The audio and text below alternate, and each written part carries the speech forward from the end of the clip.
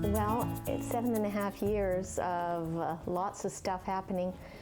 I think the key time probably for a lot of kids is in high school, when they, you think it's normal teenage behavior, and all of a sudden they're doing weird things, tired, beyond what any teenager should be, right?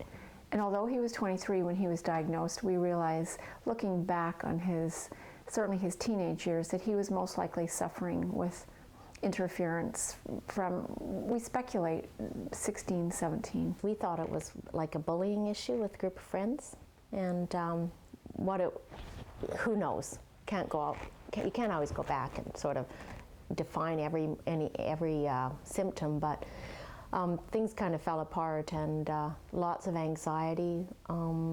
I suppose at that point he was having all the positive symptoms, seeing things, hearing things, lots of delusions, fixed beliefs, odd ideas. When I would visit with him and I'd come home, I'd say to my husband, I can't find him. Even though we were together, I wasn't able to find Morgan, and that's the only way that I can describe it.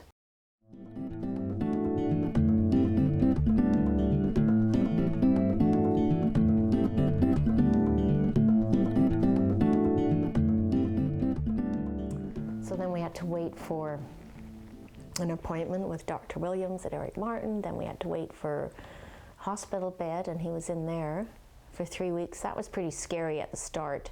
A few times I assumed a nurse was a patient and vice versa, so I had to drop all my stereotypes like right away. When we went to Victoria Mental Health, they suggested that we go to emergency for a further assessment, which we did do, and we waited and waited and waited, and it was very hard because Morgan found it very distressing. The circumstances that we were waiting in weren't very happy. It was an ugly, awful room with not very nicely appointed and a lot of frightening people all around us, policemen and people who were obviously in distress. So it didn't set a very comforting tone. When the psychiatrist came, he made a recommendation that Morgan be assessed at Eric Martin immediately.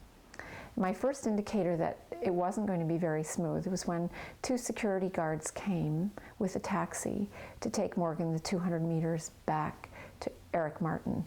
And I said, you don't need to do that, we'll walk with him. Oops. Sorry. I can't believe I'm doing this, God. It's been 5 years. Anyway, we were not allowed to walk with him. We had to leave him.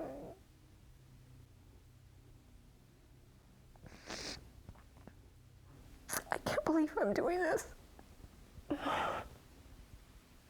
It was so hard to leave him. He was obviously in so much distress, and to walk away and leave him to security guards, it was the hardest thing.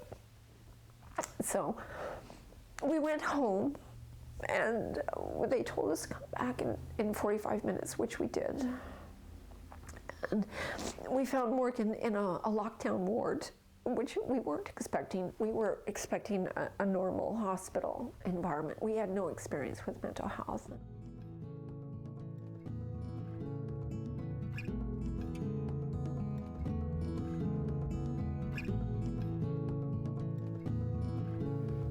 If you and your loved one are having issues such as housing, finances, access to care, or concerns about confidentiality policies, go to the Vancouver Island Health Authority website and click on the link for mental health and addictions.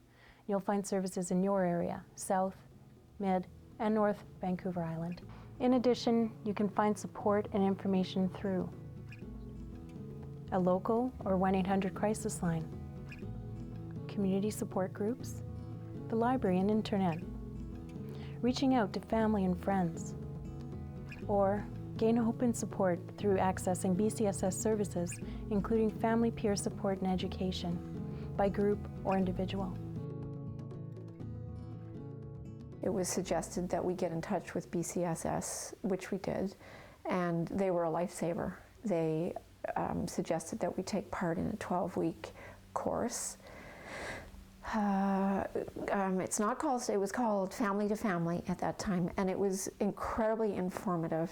It gave us A to Z on what to expect around mental health issues, as well as the sharing and support of 10 or 12 other families whose situations, although were not the same as ours, were similar in the things that we were all dealing with. Families need to be propped up, because how can you help your family member if you're floundering and struggling, right?